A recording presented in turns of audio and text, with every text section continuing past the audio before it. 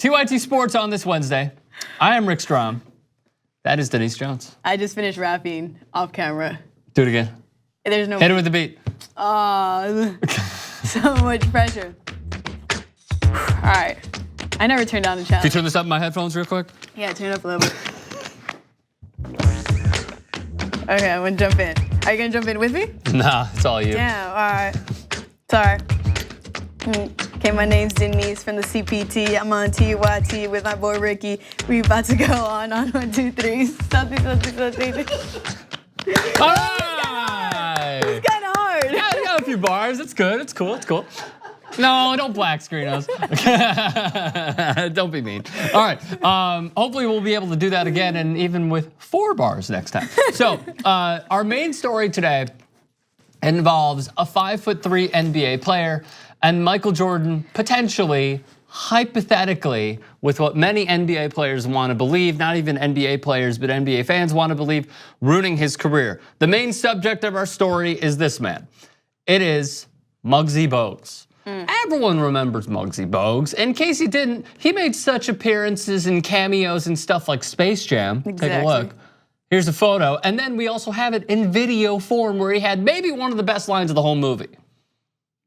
What are you saying? That I'm trying to disobey my mama? I didn't say that. You did, Muggsy. But I love my mama. We're fine. It's just some psychosomatic deal or something to do with the moon or the alignment of the planet.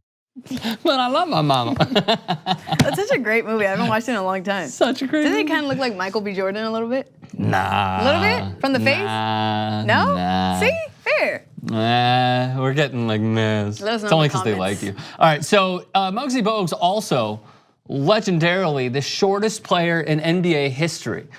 Now, Muggsy at one point said that he could dunk where he stood at 5'3", Earl Boykins at 5'5", Spud Webb winning a dunk contest at 5'7", but he said, you know, it just wasn't my game. What I also found very interesting when researching this story is that Muggsy Bogues had, at 5'3", this vertical, 44.3 inches. That is absurd. Yeah, that's for being so short. monstrous. How tall are you? 5'2", 5'3" on a good day, Okay, so you're Muggsy Bogues on a good day. basically.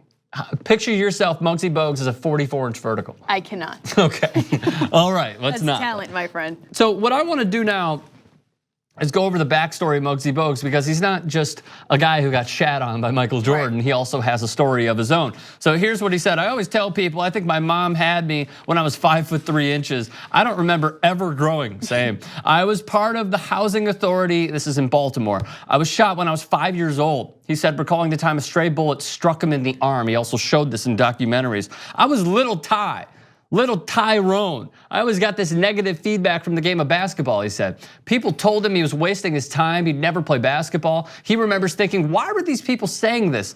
I know I could play. So let's just paint the picture again. Little kid, growing up in a rough area, gets shot in the arm at 5 years old, and then is continually doubted, not even his entire career, but when other players and other kids were starting to grow, he would not.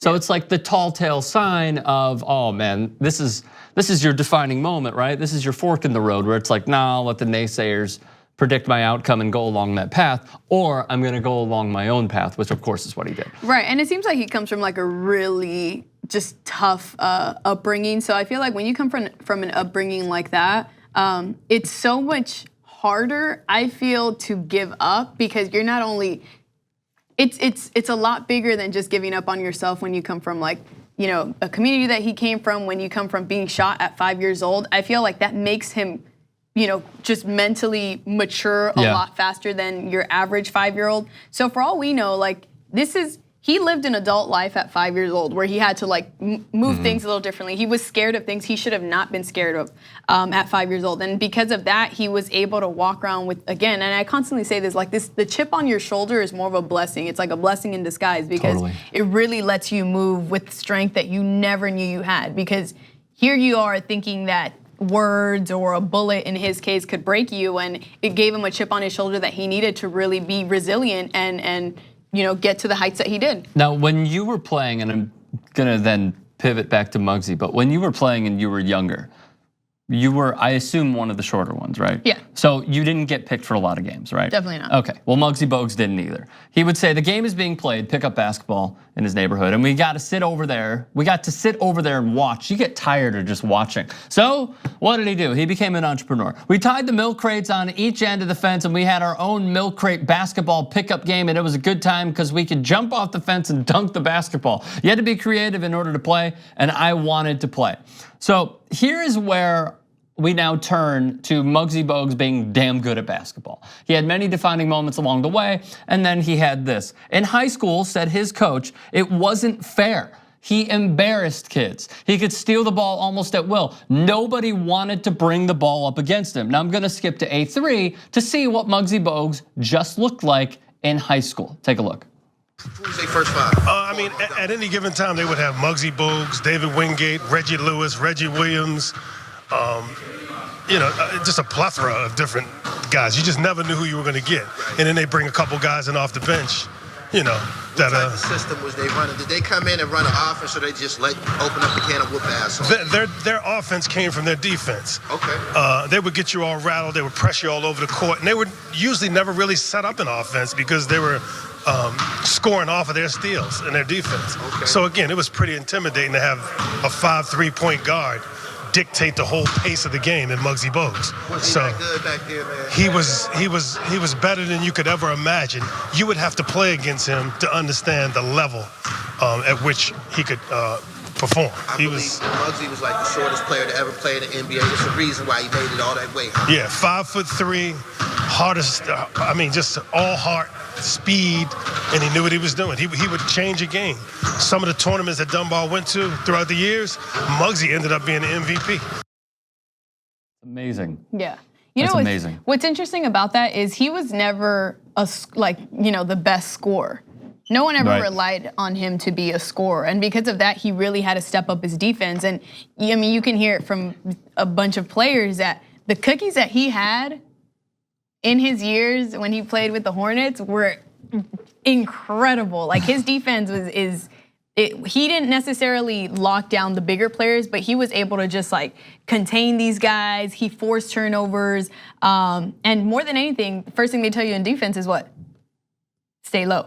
Right, stay low, and that's something that he had nowhere else to go, right? He used to his advantage. Yeah. He used that to his advantage. He wasn't going to compete against these big players. Right. So what are you going to do? These big players aren't going to go down the way that he can go down. So he easily got cookies. He easily was a defender in his game, and the vision that he had. Again, he wasn't the best scorer, but the vision that he had and the opportunities that he created were incredible. Now, what was also incredible was he received a scholarship offer from Wake Forest, and many people will remember Billy Packer for having somewhat of a racial rhetoric when talking about Allen Iverson when he was at Georgetown. But Billy Packer, who was on CBS for so many years, why would they give a 5'3" kid a scholarship? What kind of dumb stuff is that? Well, here's what Muggsy Bogues looked like at Wake Forest, and he was so good, as you're gonna see right here, him at Wake Forest, is that not only was he so good, but then later on he would actually be drafted in the first round of his NBA draft, his respective NBA draft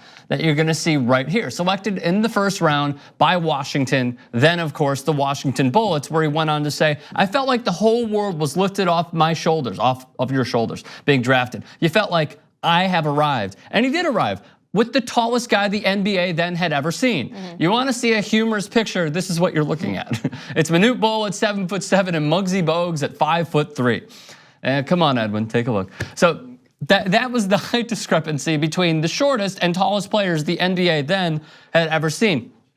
What was odd was many would say, well, this had to have been a gamble, right? And then the Washington, then Bullets, now Wizards, had to say, no, the first pick was not a gamble on a guy like Muggsy Bogues. We know what we're doing. So then it had a spiraling effect. Now, what I want to turn to now is Rex Chapman. This is going to be A7. Because when Muggsy Bogues was playing in the NBA, some guys told stories of him that's like, you don't mess with this little guy. Muggs was a 5'3" Jason Kidd, and I'll never forget one day after practice, he and Jr. Reed, big baby Huey Jr., who I love. Jr. was always yapping at Muggs about wrestle this, wrestle that. You can't wrestle. We came out of the shower one day. Everybody's getting dressed. Muggs and JR stroll out of the shower, and Muggs pops in with a towel and turns around, and it's on. And these two, JR and Muggs, are kind of squaring off. And before you even knew what was going on, Muggs was behind JR, upended him, put him on his head. That's crazy. How good and how talented, because Muggsy Bogues, forgot to say, he was a wrestler in his past. So obviously teammates would give him crap for it. Still, to expedite this entire thing, there was an expansion draft. So Muggsy Bogues lasted 1 stinking year in Washington. And this expansion draft landed him from Washington to the Charlotte Hornets. The Hornets picked Muggsy Bogues to put a sting in the Hornets. So the Hornets were pretty good. These are some of the not most talented teams, but these are some of the teams that we remember where, as you're gonna see right here, Larry Johnson was on this team along with Muggsy Bogues. Alonzo Mourning was another player. Del Curry, the father of Seth Curry, was on this team as well. So these were pretty good teams. So now let's jump to arguably the greatest player of all time, Michael Jordan, because as many people know, the smack talking that he had via this one with Reggie Miller was quite epic. My rookie year, we were playing the Chicago Bulls, and this is Michael Jordan's 3rd or 4th year in. And we're playing this exhibition game, and Michael's going through the motion. And Chuck Person, who's on my team, who's a trash talker as well, is like, can you believe Michael Jordan? The guy everyone's talking about, who's supposed to be able to walk on water, you're out here killing him, Reg. This is in the first half. He's like, you should be talking to him. He's like, you know, you're right, Michael. Who do you think you are? The great Michael Jordan? That's right. There's a new kid on town, right? Into the game in the second half, he ended up with 44, and I ended up with 12. And as he's walking off, he's like, be sure and be careful. You never talk to Black Jesus like that. Deserved. So deserved, right? Deserved, man. And you know what's funny, because we talk about, you know, you mentioned early on just the fact that he had every reason not to pursue the NBA, but him making it and having a 14-year career like the one that he had served as such an inspiration for so many, not just athletes, but just anyone trying to pursue something with everything against them, right? And height, in his case, didn't work to his advantage, but clearly it wasn't a factor. Everyone associates basketball with height, and what he was able to do with his physicality and the intimidation that he was able to give his opponents is pretty cool. Totally, it's very cool. And it's also why we root for the little guys, because there's such rare specimens in a game that's built for guys that are literally trees. Allen Iverson also weighed in on Michael Jordan's smack talk. Take a look. The first time I ever talked to him was that year playing in the rookie game. I'll never forget it because he said, "What's up, you little bitch?" Yeah, that's Michael Jordan in a nutshell. And also the most vulgar that you'll see. So lastly, one more, and then we'll continue on. My favorite is Byron Scott, when B. Scott was hurt with an injury, and then Michael asked who was guarding him. So we got the Chicago Bulls coming in town, and unfortunately, I got a sprained ankle. And MJ says, B. Scott, what's going on? I said, what's up, MJ? He said, man, I hear that you're not playing tonight. I said, no, I sprained my ankle. He said, who's guarding me? I said, Anthony Peeler. He said, 50. So I told Anthony Peeler, listen, MJ, he's probably gonna go for about 50 tonight on you. So just don't piss him off. You know, just be cool. He ended up with 54. 54. He called the shot like Babe Ruth. Easy. 50. I feel bad for Anthony Peeler.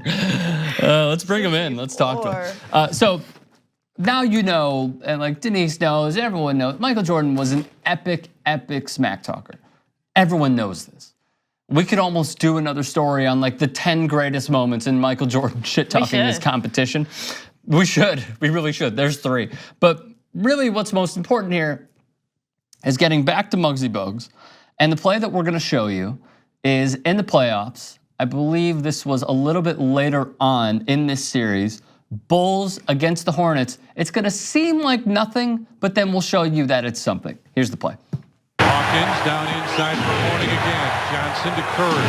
Muggsy open, takes that baseline jumper, and This is the shot, right? Wide open, which is where Michael Jordan left him, right? Not the first time. Yeah, not the first time, wouldn't be the last, but still, this was apparently the most important moment in Muggsy Bogues' career is what NBA conspiracy theorists will point to, and here is why. Johnny Botch was Coach Muggsy Bogues and was an assistant coach on the Chicago Bulls' championship winning staff. Here's what he said. On the biggest possession of the game, Muggsy had the ball with the Hornets down 1. Jordan backed off of him and told him, "Shoot it, you bleeping midget." All right, harsh words. So Muggsy shot it, didn't come close, as we just saw. A year later, Muggsy actually told Johnny Botch that he believes that single play ruined his career. His shot never recovered. You're shaking your head. I mean, it just, when you're someone who walks around, kind of with, and I mean this in the best way, with little man syndrome, has to be like extra tough, already intimidating players, isn't letting his height be a factor to his game. And I get it's MJ at the end of the day, but it almost doesn't seem like something I can even picture coming out of Muggsy's mouth. Right. I feel the same way because we already told everyone about his history, right? Mm-hmm. Like he was shot in the arm. Right. I think that would maybe hold him back a little bit more. And I'm pretty sure it's not the first time that he was called a midget. A midget. Totally. Yes. So for me, it's like, it sounds a little weird. I can't even picture him saying that. Sorry, you're 5'3", you're playing professional basketball where you paid millions of dollars and this ruins your career. So I'm glad we're on the same page here. This is also an important note. Muggsy Bogues was injured a lot of the time. So many others and we could show this is via Basketball Reference. He missed a ton of games with injuries. So it's not necessarily that Michael Jordan got in his head and, oh boy, he really screwed him. No, he was very injured. Here's what he had. This was in 1996. The Hornets placed Muggsy on the injured list for the 3rd time that season because of soreness in his left knee, which has been slower to recover from off-season surgery. Furthermore, in '86, Bogues spent the season's first 46 games on the injured list. Furthermore, in 1995, sorry, these are a little out of order, in the series finale at the UC, Alonzo Mourning and Muggsy Bogues sat out with knee injuries. Oh my God, do you see a trend? In '97, the Hornets' major concern for the playoffs, Muggsy Bogues bothered by nagging injuries. 1997, Muggsy Bogues rejoined the Charlotte Hornets Tuesday after tests showed he still had damage in his left knee. 1998, I mean seriously, whoever's trying to write this. Muggsy Bogues' latest injury was an untimely setback for the Warriors, sore right foot. How about in 2001, the Toronto Raptors activated Muggsy Bogues who had surgery on his right knee. So my main point is, we want to hype up Michael Jordan, right? This is what we do with every single famous, even furthermore, legendary player, whether it's football, whether it's basketball. It's like, oh man, he was so good, he had 3 hands. Right. It's like that. It's that sort of stuff that just drives me crazy because the facts are there for everyone who's writing the counter, which is, oh man, Michael ruined his career. No, it was actually injuries that did. And then let's also keep in mind, like we said that he was never known for his shot. Like it's. Can we throw up that Basketball Reference graphic again? I think it has the field goal percentage. It's one of those things where like, okay, I would understand if like the fact that he said his shot never recovered, I think we should have taken that with a grain of salt just because again, he was known for his defense. He was known for, what he was able to create on the court. He had the highest assist to turnover ratio. Like, good. I don't know, just the whole shot thing. We're adding so much, we added so much sauce as media outlets, right? To it being, oh my God, like his shot never recovered. I mean, was it shot, there?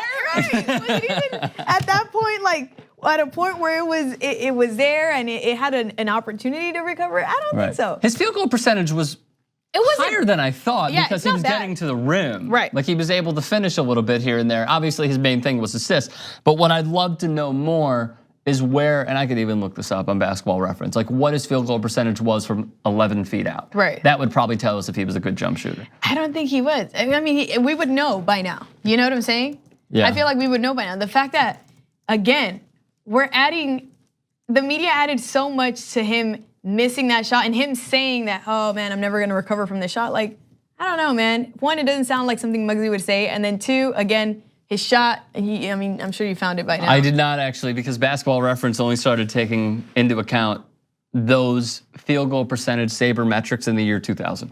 So we don't have it. Basketball reference, do your homework. Yeah, you guys do enough already to help us. Get the stats from the past. Yeah, do more. So look, we can dispel this? Right. Great. Glad we can. Because I've seen a lot of people who are writing about how Michael Jordan ruined Muggsy Bogues' career. No, it was his knees and his foot, and then at the same time, age. But I think the best way to end this clip is to leave with my favorite Muggsy Bogues moment. And this is A2, Brendan, from Curb Your Enthusiasm.